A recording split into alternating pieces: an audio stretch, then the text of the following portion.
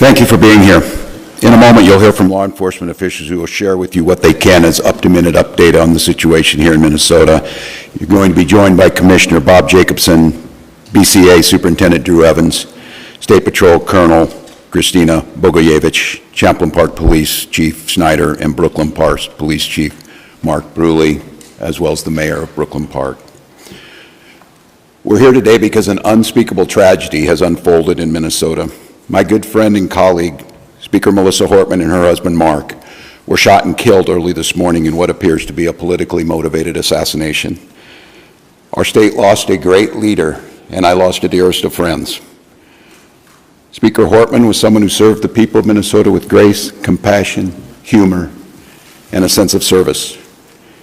She was a formidable public servant, a fixture and a giant in Minnesota. She woke up every day determined to make this state a better place. She is irreplaceable, and we've been missed by so many. Minnesota's thoughts and prayers are with her family, her loved ones, her children, and her parents. My prayers also go out to State Senator John Hoffman and his wife Yvette, who were each shot multiple times. The Hoffmans are out of surgery at this time and receiving care, and we are cautiously optimistic that they will survive this assassination attempt. This was an act of targeted political violence. Peaceful discourse is the foundation of our democracy. We don't settle our differences with violence or at gunpoint. In the state of Minnesota, and as recently as last week, in the most closely divided state legislature in the country, we sat down, we worked things out, we debated, we shook hands and compromised, and we served the state of Minnesota together. We proved that it's possible, even in these politically charged times, to find compromise and adhere to the principles of democracy and civil discourse. We must all, Minnesota and across the country, stand against all forms of political violence. At this precipice moment we're on, this tragic act here in Minnesota should serve as a reminder to all of us. The democracy and the debates in the halls of Congress, in state houses, in school boards, is a way to settle our differences peacefully and move society to a better place. We're collaborating with all local, state, and federal agencies on a full investigation. We're committed to keeping Minnesotans informed as the situation continues. I assure you that those responsible for this will be held accountable, and each and every one of us are committed to making sure that a tragedy like this never repeats itself in Minnesota or across this country. I'd now like to turn it over to my public safety team to fill you in on the specifics of this ongoing investigation. Thank you, Governor, and thank you, everyone, for being here today. My name is Drew Evans, and I'm the superintendent at the Minnesota Bureau of Criminal Apprehension. I want to start by just expressing our deepest sympathies to the communities, the family, the friends, and everybody that cared about the individuals that were gunned down today. When we have individuals like this in our political leadership, they're not only political leaders, but they're members of the community, well-known members of the community, that the tragedy in a situation like this is not only for them, their friends and families, but us collectively, the communities they represent, us as a state of Minnesota as a whole. About 2 a.m. this morning, there was an original call in the city of Champlin where there was an individual that had shot Senator Hoffman and his wife. Police responded to that location. They were dealing with that and working through that process overnight. And then later on, at approximately 3:35, another call came in when it was officers proactively checking because they knew of the incident that occurred, and they were going to check on Speaker Hortman at that time, at which time Brooklyn Park police officers encountered the individual who immediately fired at them, and they exchanged gunfire, and then the individual was able to escape during that exchange of gunfire. At the residence in Champlin, there was life-saving measures that were provided there. Both individuals were transported, as was previously noted, and they both received surgeries for their injuries at the hospital, and their conditions are at this time, both those individuals, Senator Hoffman and his wife, are both alive at this time, but they suffered gunshot wounds and are obviously in a difficult situation. But we're cautiously optimistic that they will continue to improve. At this time, it is a very active scene still, as you've seen. The Brooklyn Park Police Department, along with other members, the Hennepin County Sheriff's Office, State Patrol, FBI, BC, and many others are actively engaged in a manhunt for the individual that we believe is responsible for this. And so we'll be sharing the identity with those individuals as this progresses, but I'm going to caution you, I know there's going to be a ton of interest in this. We're not at the position we can do that as we're actively searching for that individual. Right now, just as noted, we have teams. Hennepin County Sheriff's Office and Champlin are working at the scene there that occurred there, and then we are also, as we're stabilizing this between Brooklyn Park, working on the homicide investigation with Brooklyn Park Police, the BCA, FBI is assisting there as well, and we'll be conducting crime scene investigation there, and then the individuals that were killed will be doing autopsies of those individuals to determine the extent of their injuries and how they passed away. But it was from gunshot wounds. At this time, I will answer questions after Commissioner of Public Safety Bob Jacobson speaks, but we'll be happy to take a few questions.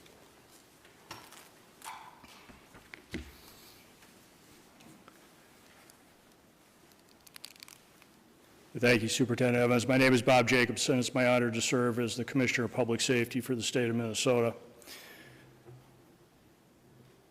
This is a dark day today for Minnesota and for democracy.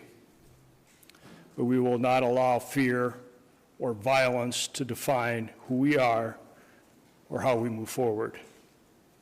We will stand together, and we will stand strong.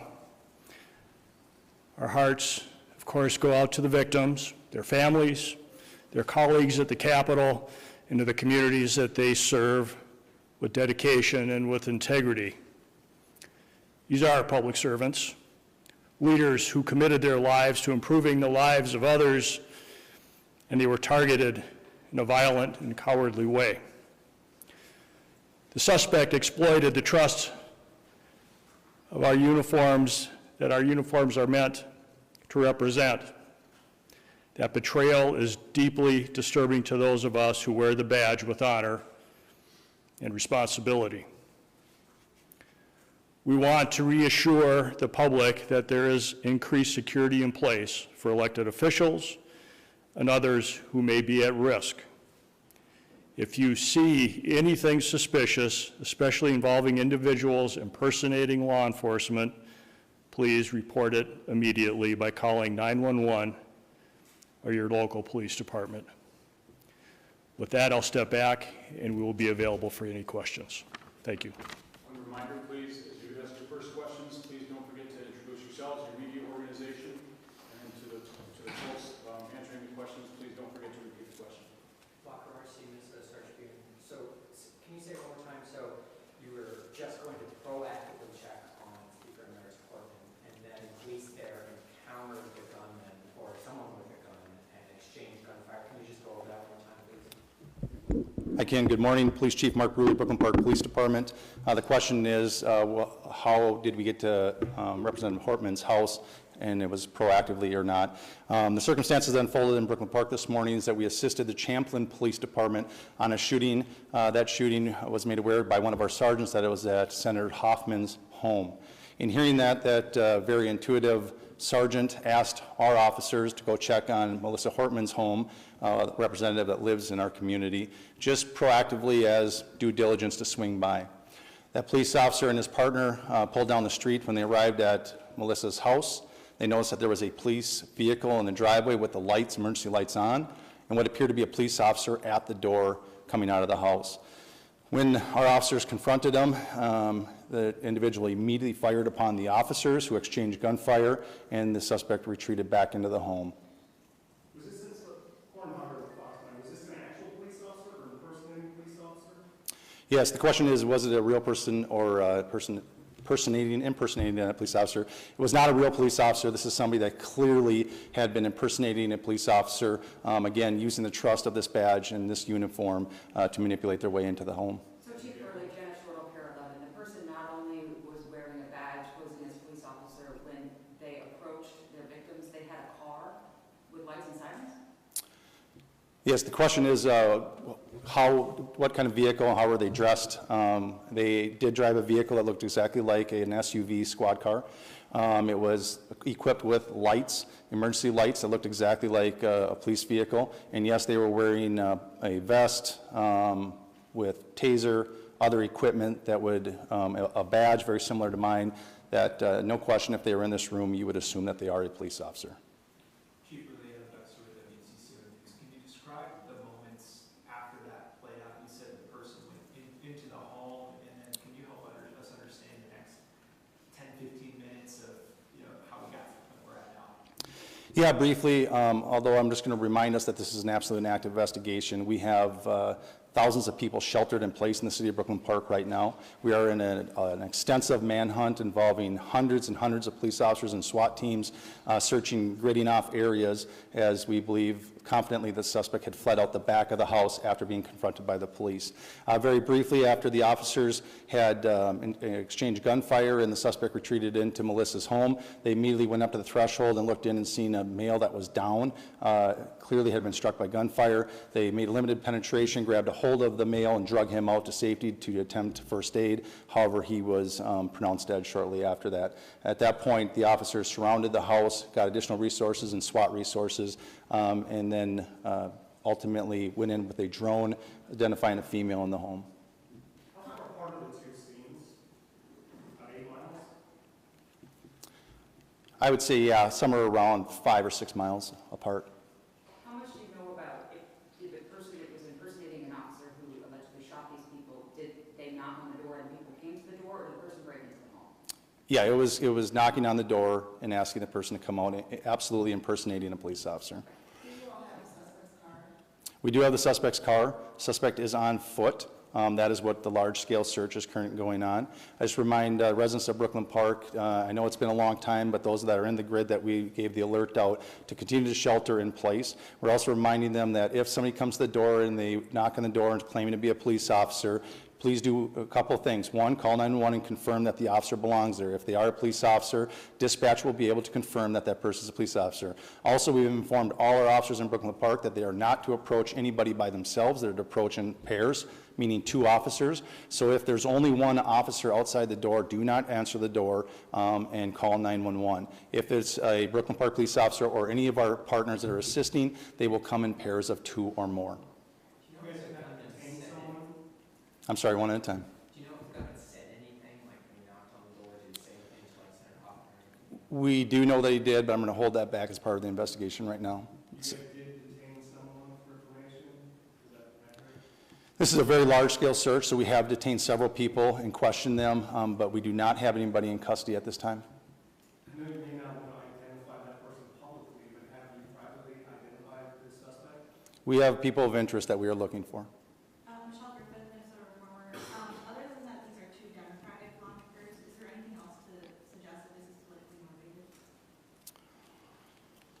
motivated? Again, I'm going to hold back most of the information. This is part of the investigation to be completed. This is rapidly evolving, just occurred a few hours ago, and we're trying to sort it out. We have partners from the FBI, the BCA, the Hennepin County Sheriff's Office, and almost every suburban agency in our community helping us with this. So it's very complex and working on it. What I will tell you, when we did a search of the vehicle, there wasn't a manifesto that identified many lawmakers and other officials.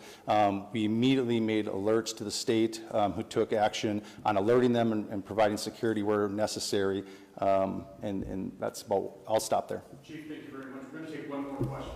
True with the BCA, can I ask just, you use the word targeted, and that's kind of along the lines of Michelle's question in terms of politics, Democrats and Republicans. These are both Democratic lawmakers.